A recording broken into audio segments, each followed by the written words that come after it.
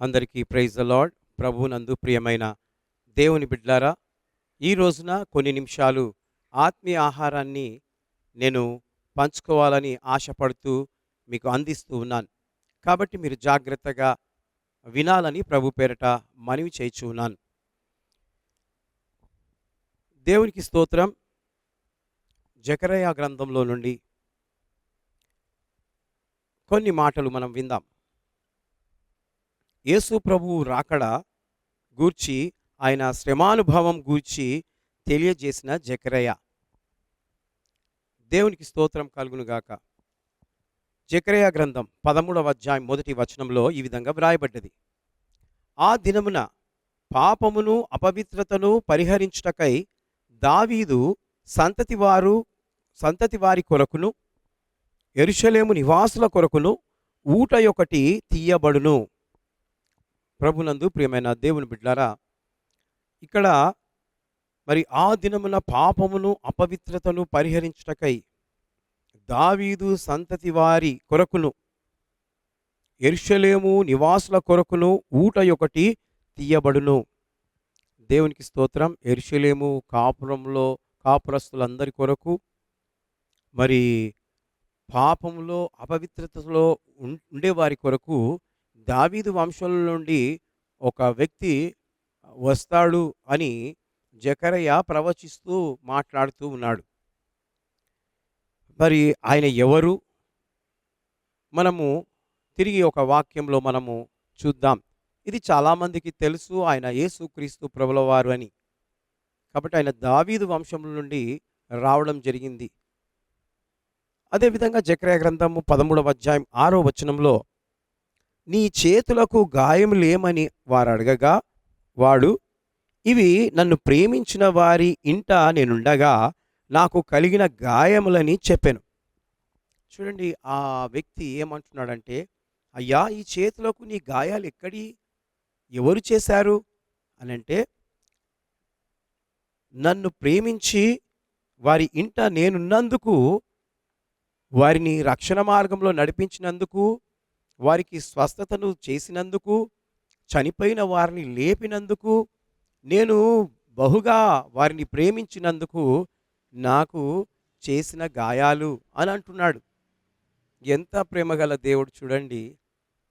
వారిని తిట్టడం లేదు, నన్ను ప్రేమించిన వారు చేసిన గాయాలు అని అంటున్నాడు.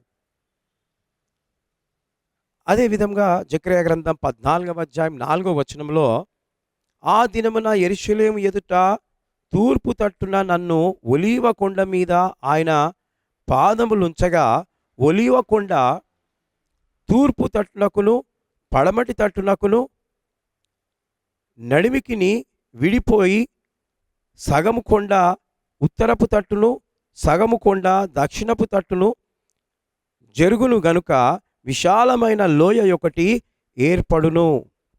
చూడండి, దేవుడు ఈ మాటలు తెలియజేస్తూ మాట్లాడుతున్నాడు.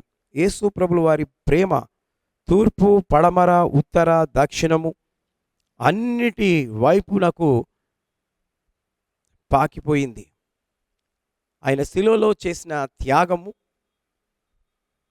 యావత్ ప్రపంచంలో అంతా పాకినట్లుగా మనము ఈ మాటల ద్వారా చూస్తున్నాం. ఆయన ప్రేమ లోయలోనికి కూడా వెళ్ళింది.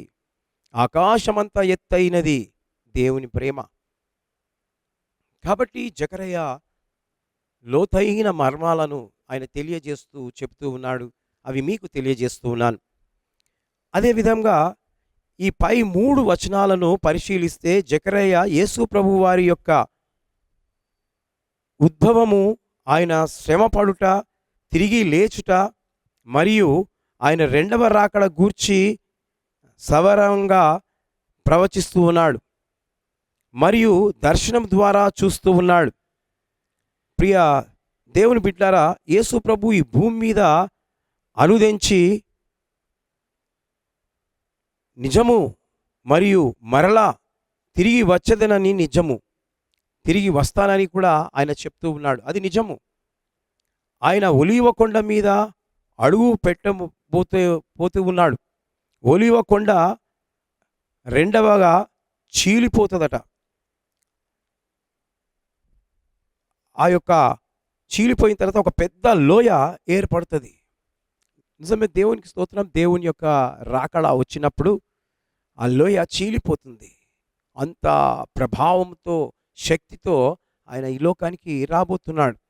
కాబట్టి నీవు సిద్ధపడి ఉంటేనే తప్ప ఆ పరలోక రాజ్యానికి వెళ్ళలేవు. పరిశుద్ధాత్మను పొందుకున్నావా? ఆ శక్తి నీ దగ్గర ఉందా? ఒకవేళ లేనట్లయితే ఈ రోజున అడుగు దేవుణ్ణి, మోకరించు, కన్నీరు కార్చు, నీ పరిశుద్ధాత్మను ప్రభువా నా మీద కుమ్మరించు అని నువ్వు దేవుణ్ణి అడుగు. దేవుడు ఖచ్చితంగా కుమ్మరిస్తాడు.